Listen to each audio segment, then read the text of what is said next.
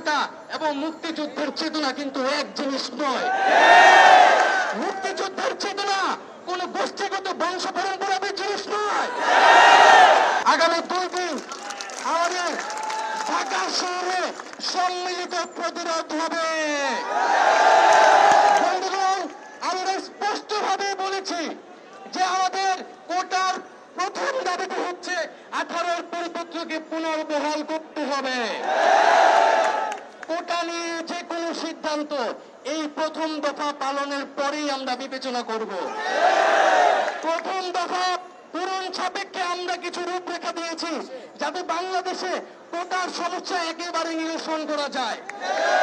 সেটি হচ্ছে কমিশন গঠন করে সকল গ্রেডে শুধু অনগ্রসর গোষ্ঠীর জন্য কোটা বিবেচনা করে সকল অযৌক্তিক কোটা বাতিল করতে হবে। বন্ধুগণ, আমি খুব সংক্ষেপে আর 2টা কথা বলবো বলে আমরা আমাদের মিছিল শুরু করব। বন্ধুগণ, একটা বিষয় খুব স্পষ্ট যে সারা বাংলাদেশের মানুষকে আমরা আহ্বান জানাচ্ছি, এটা শুধু শিক্ষার্থীদের আন্দোলন নয়, এটা শুধু চাকরি প্রত্যাশীদের আন্দোলন নয়। আজকে বিসিএস এ 400-500 শিক্ষার্থীরা চান্স পায়, বাকি শিক্ষার্থীরা কিন্তু অন্য পথ বেছে নেয়। এটা কেবল শিক্ষার্থীদের বিষয় নয়, এটা একটা রাষ্ট্রের বিষয়। সকল জনগণের প্রতি আহ্বান থাকবে, আপনারা এটা সবার আন্দোলন যে বাংলাদেশের ভবিষ্যৎ কি হবে, নীতি নির্ধারণের পথে কে যাবে। আমরা বলেছি সেটা মেধাভিত্তিক ভাবে নিয়োগ করতে হবে।